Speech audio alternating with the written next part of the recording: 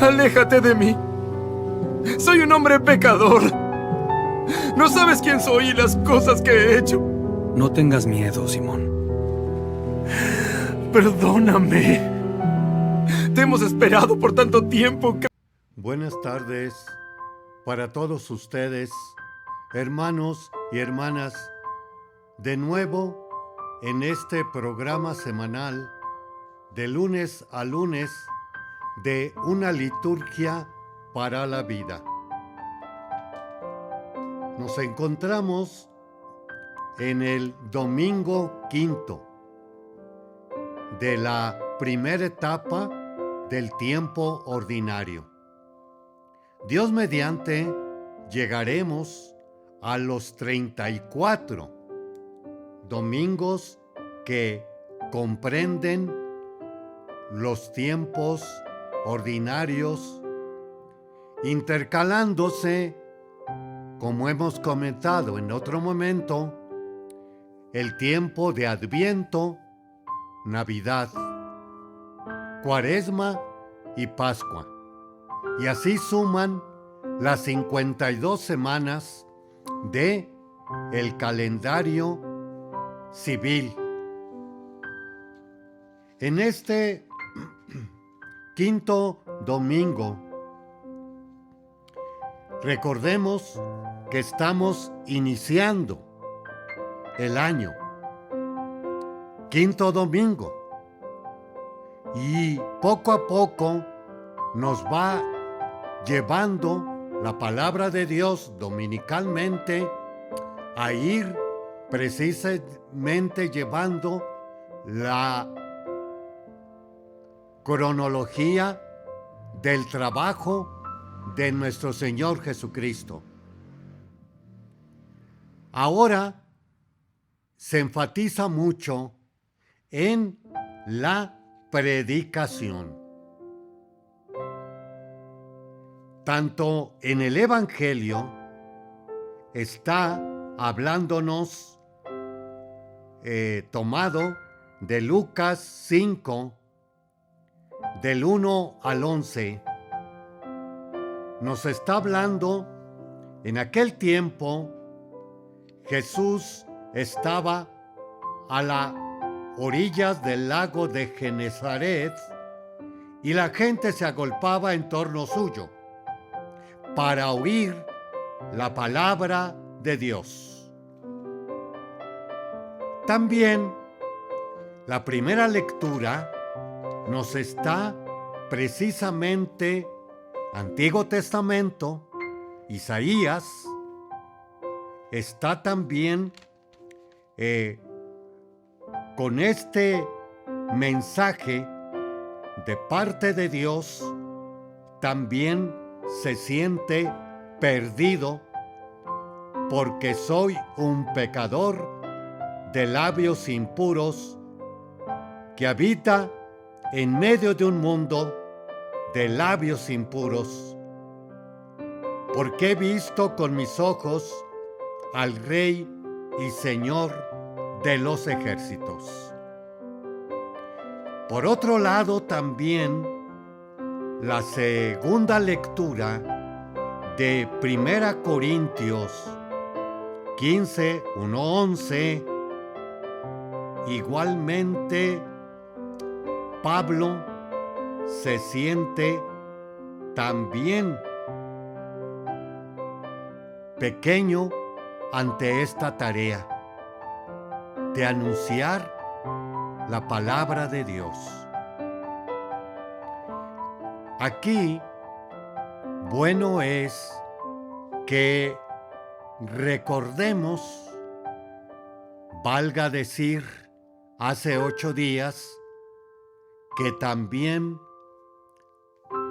considerábamos fuera del contexto de la palabra de Dios, también decíamos que se consideraba a nivel de nuestra Iglesia Católica aquellos y aquellas de la vida consagrada. Aquellos que han dejado padre y madre, esposa e hijos, tierra y parentela. Recibirán el 100 por 1 con persecuciones. Esta tarea la han precisamente acogido esta llamada varios y varias de nuestro caminar en la Iglesia Católica.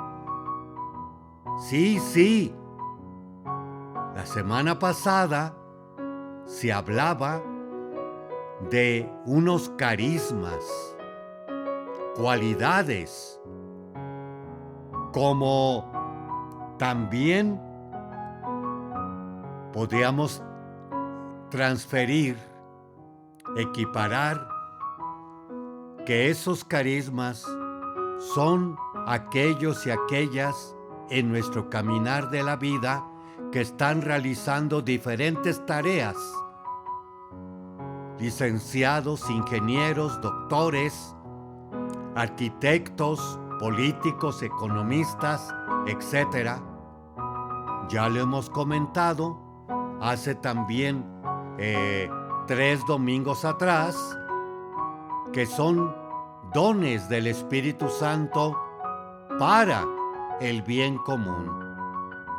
Y de nuevo, recordando aquel entonces, podemos nosotros esto bastante clarificarlo en las protestas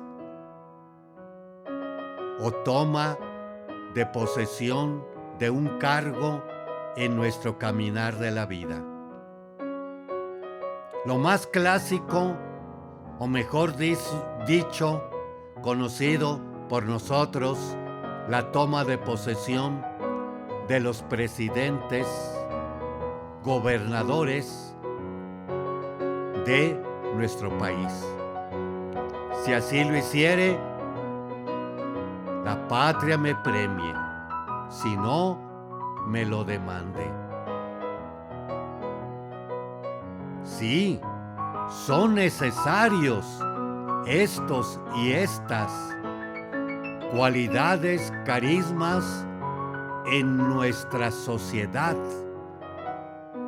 pero también es bastante necesario que pongamos atención a los sacerdotes, obispos, diáconos, catequistas, que el tiempo que les queda libre, los catequistas, laicos, dedícalo a Dios o al servicio de Dios, propagando su palabra, su evangelio. Es por eso que también Pedro, otro tanto, ante el milagro de la pesca milagrosa, descubre otra cara en Jesús y le dice: apártate de mí, Señor, porque soy un pecador. Y Jesús lo toma con otros más,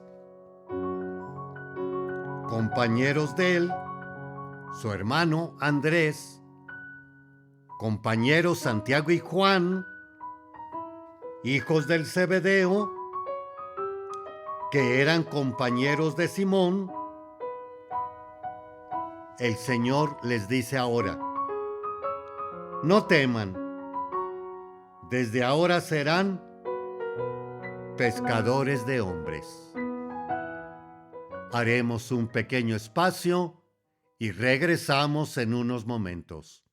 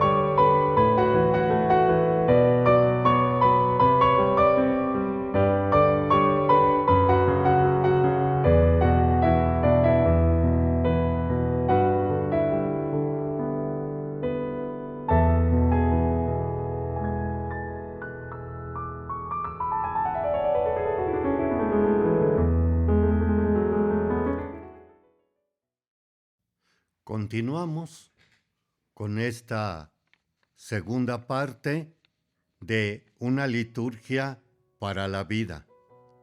Les comparte estos momentos de reflexión el padre Víctor Anguiano de la diócesis de San Cristóbal de las Casas en la ciudad de San Cristóbal, parroquia de San Francisco de Asís.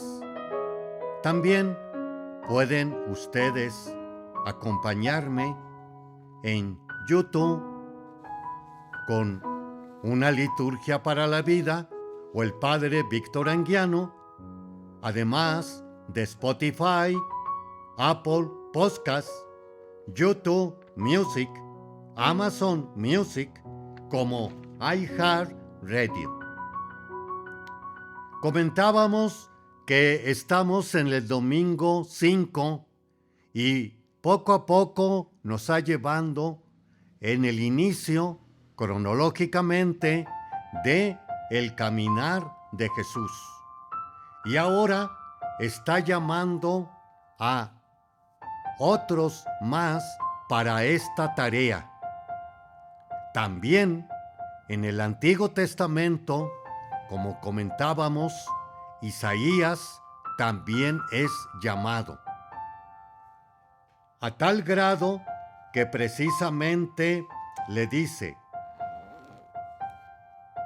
¿a quién me regreso en los versículos? Escuché entonces la voz del Señor que decía: ¿a quién enviaré? ¿Quién irá de parte mía? Yo le respondí: aquí estoy, Señor, envíame. E igualmente comentábamos de los primeros apóstoles de el Señor Jesús. Y por otro lado, también nos está hablando la segunda lectura de esta actividad misionera de Pablo. Y nos dice al final, 1 Corintios 15, 1-11, nos lo está diciendo: se me apareció también a mí, que soy como un aborto, porque yo perseguí a la iglesia de Dios, y por eso soy el último de los apóstoles, e indigno de llamarme apóstol. Trabajo pues bastante importante. ¿Para qué? Vámonos al inicio de la carta de Pablo. Les recuerdo el evangelio que les prediqué y que ustedes aceptaron, en el cual están firmes. Este evangelio los salvará si lo cumplen tal y como yo lo he predicado. Y luego también añade el querigma o el primer credo. Y dice así: les transmití ante todo lo que yo mismo recibí, que Cristo murió por nuestros pecados, como dicen las Escrituras, que Cristo murió. Y si murió, vivió. Y si vivió, existió. La primera parte del credo. Y por otro lado también,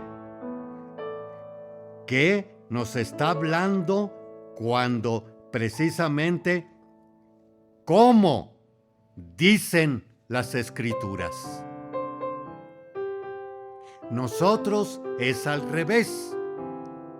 Vivimos y morimos, puesto que las Escrituras no decían nada de nosotros, mas sí de Cristo. Y otros tantos, también personajes bastante célebres e importantes y santos, justos, podríamos decir, que salen en la Escritura. Segundo, parte del carisma, que precisamente viene siendo que murió por nuestros pecados. Y vamos a ver más ampliamente, sobre todo en la Semana Santa, en la pasión del Señor Jesús, que se va a decir Domingo de Ramos más Viernes Santo, donde precisamente vemos esto, que precisamente por un lado, murió por nuestros pecados,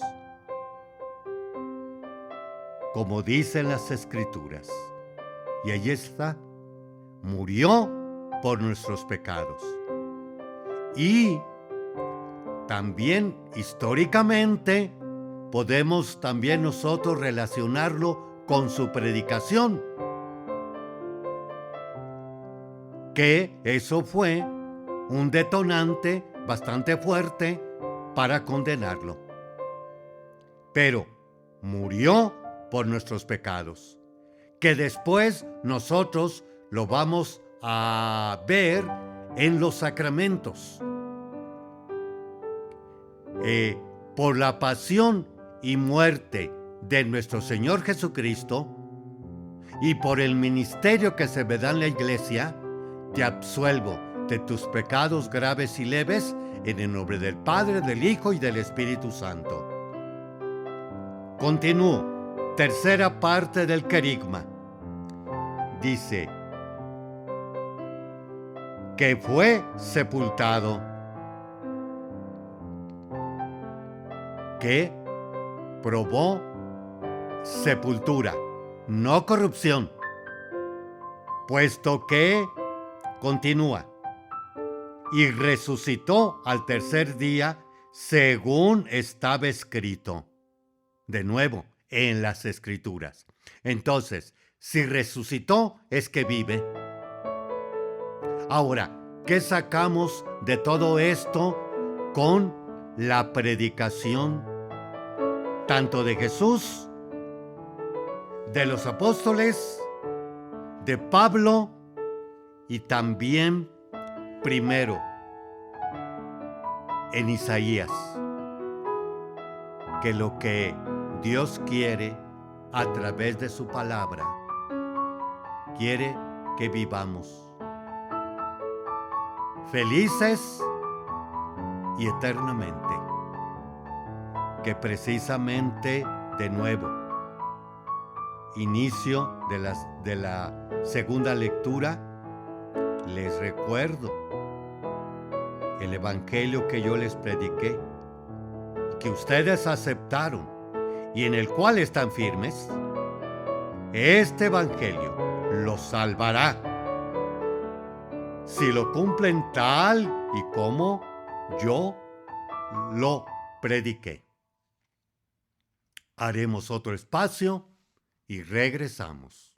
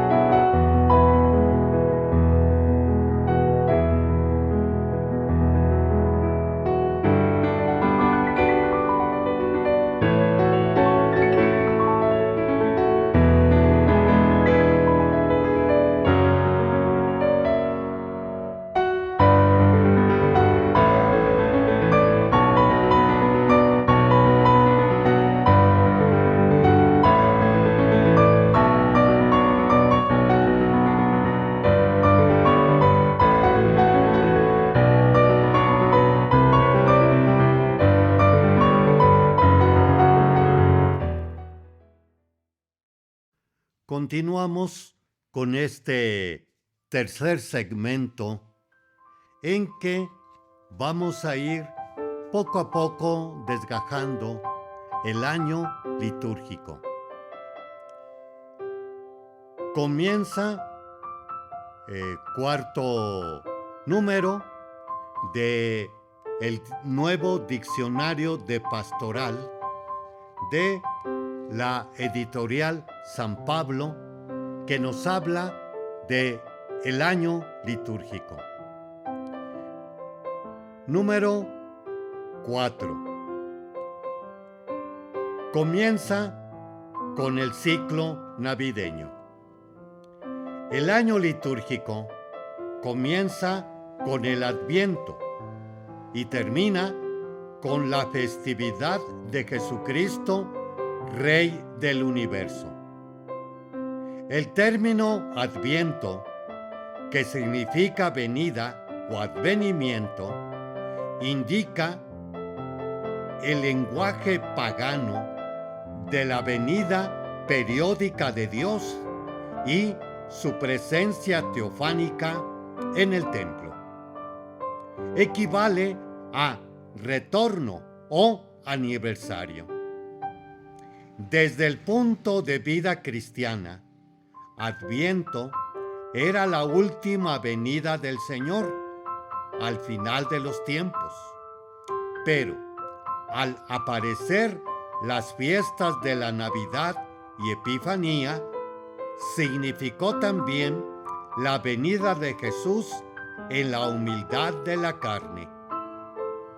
El Adviento es, pues, tiempo de fe en la esperanza que nos prepara a la doble venida del Señor.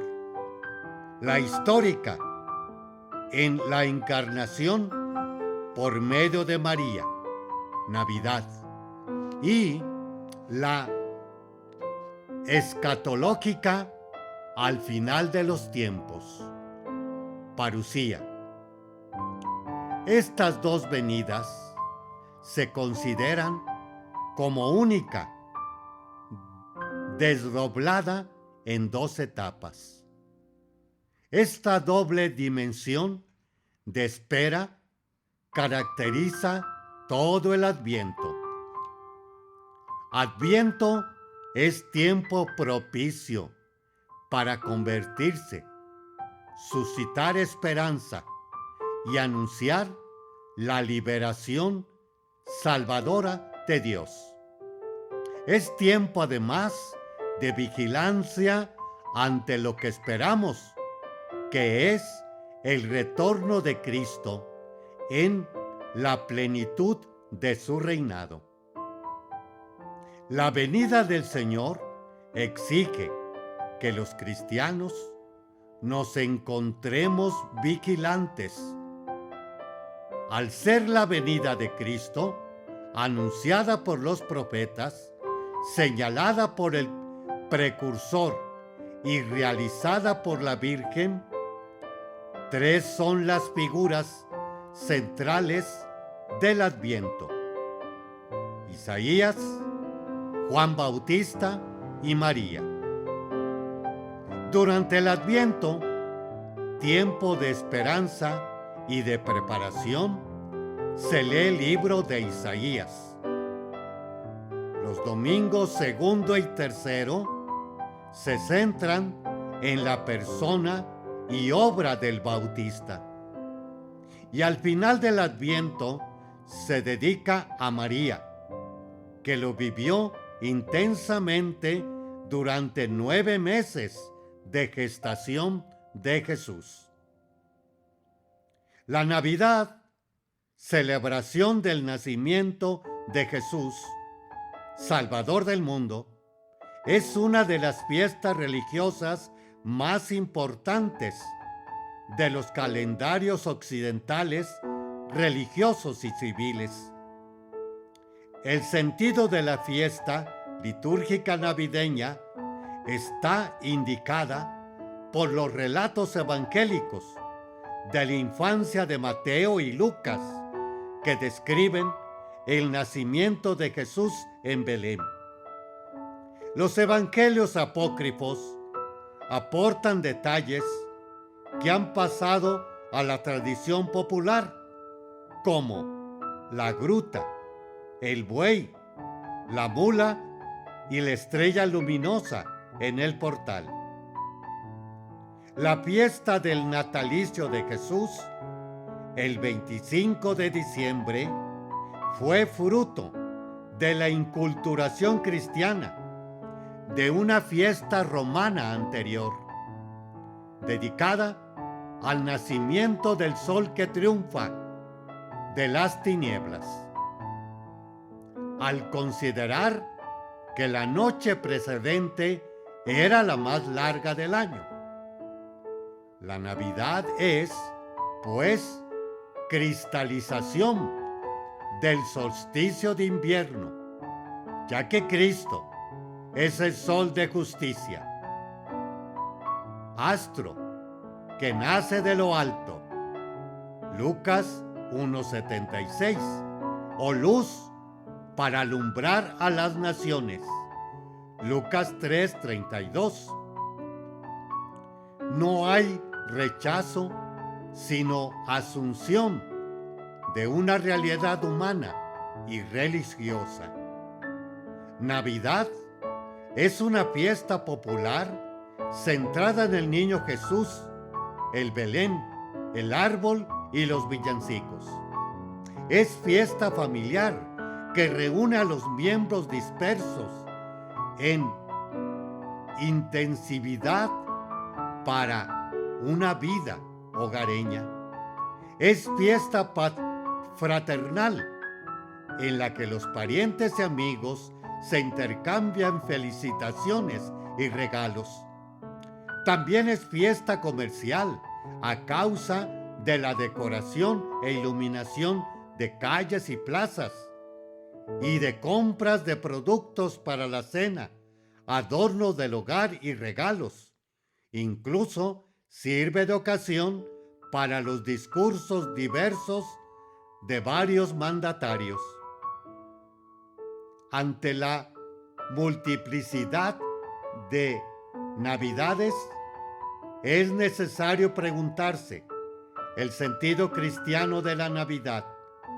La Navidad conmemora el nacimiento histórico de Jesús, es decir, celebra el misterio de Dios hecho carne, la manifestación del Señor en la historia.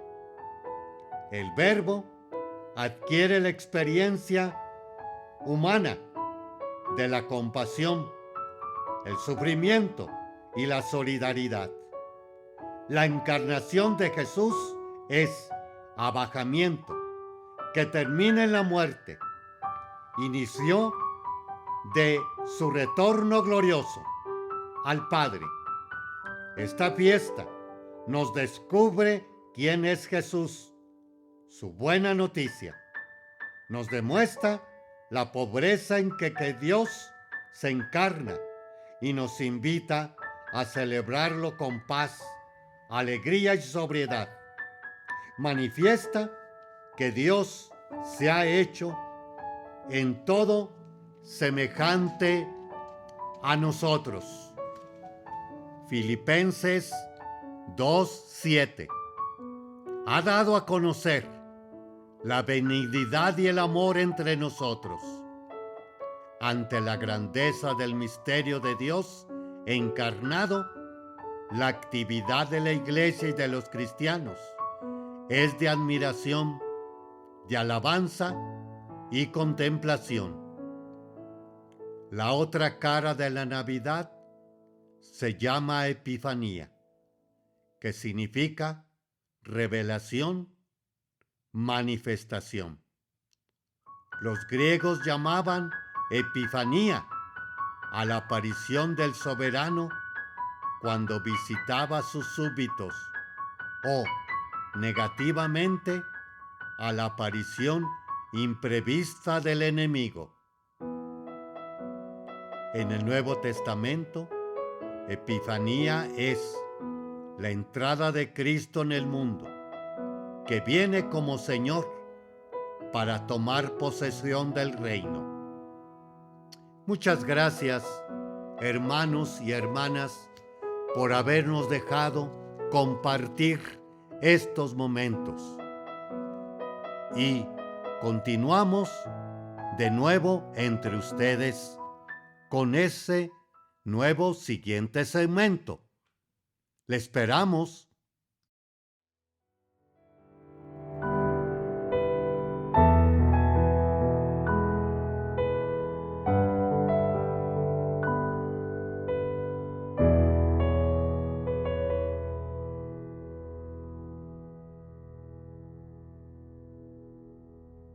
Continuamos con este último segmento en la cual vamos a ver los santos y santas de esta semana.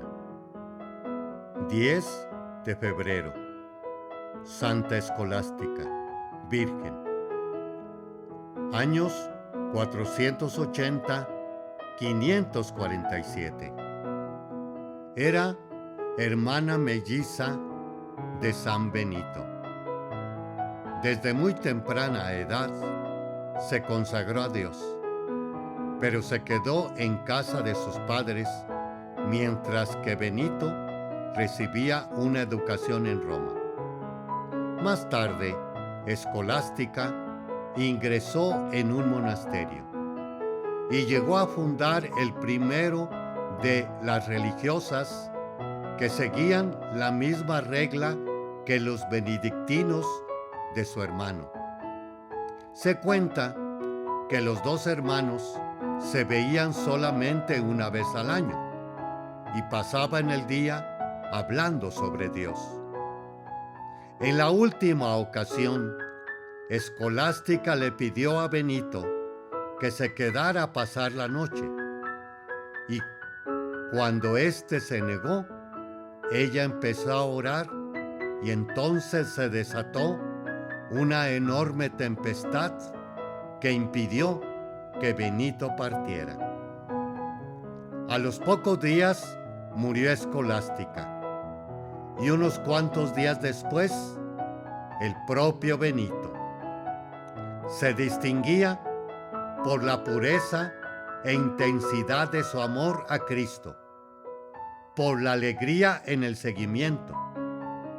Escolástica comprendió bien el poder de la oración que, como dice el catecismo, cuando se participa en el amor salvador de Dios, se comprende que toda necesidad pueda convertirse en objeto de petición.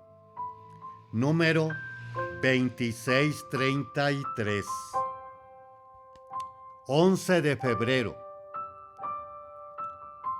Bienaventurada Virgen María de Lourdes.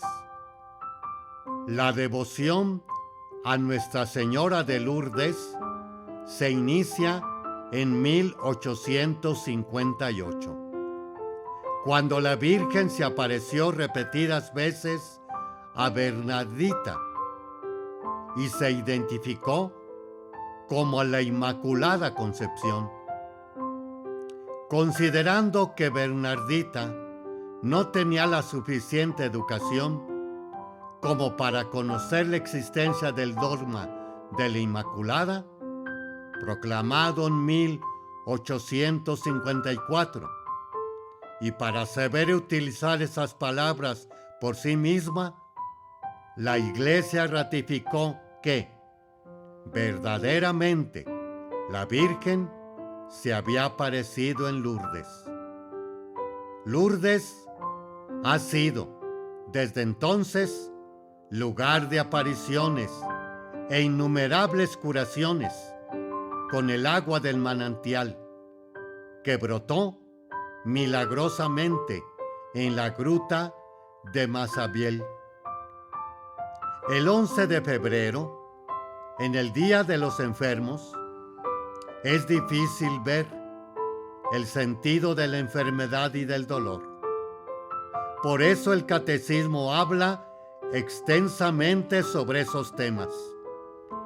en su reflexión considera el sentido de la enfermedad que se convierte en camino de conversión y el perdón de Dios que inaugura la curación. Número de el Catecismo de la Iglesia 1502. 14 de febrero.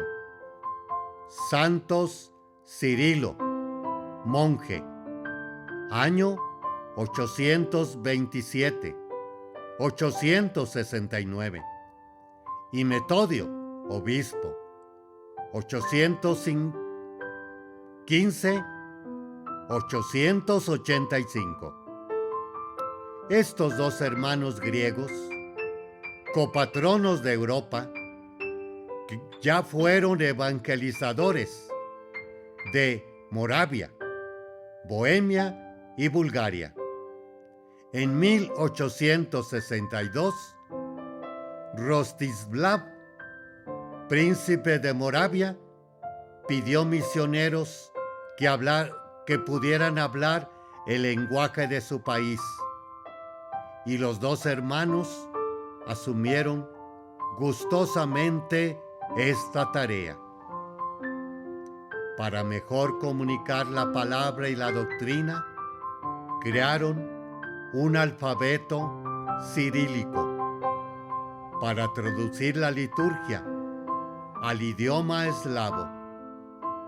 Sus esfuerzos de inculturación fueron muy practicados por algunos clérigos de rito latino, pero el Papa Adrián II lo recibió con afecto y animó sus trabajos.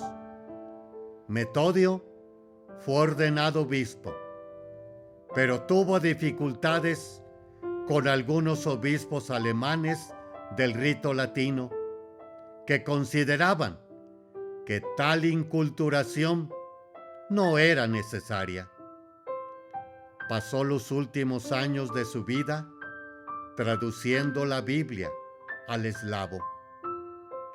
El Catecismo de la Iglesia nos recuerda: es preciso que la diversidad no perjudique a la unidad. Debe expresarse en fidelidad a la fe común. Número 1206. Equilibrar diversidad y unidad puede ser difícil y de hecho a menudo causa conflicto. Pero Cirilo y Metodio nos han dejado el mensaje de trabajar por la unidad de la Iglesia. Una unidad que no implica rigidez, sino unidad de espíritu y adaptación a las culturas y a las necesidades de los pueblos. De nuevo, agradecerles, hermanos y hermanas, por haberme acompañado en estas reflexiones semanales y que sirvan mucho para nosotros, como dice el apóstol que ya veíamos en los dos primeros segmentos, que nos ayuden para adquirir más claridad en el Evangelio que nos trae la salvación eterna, vida eterna y felicidad eterna.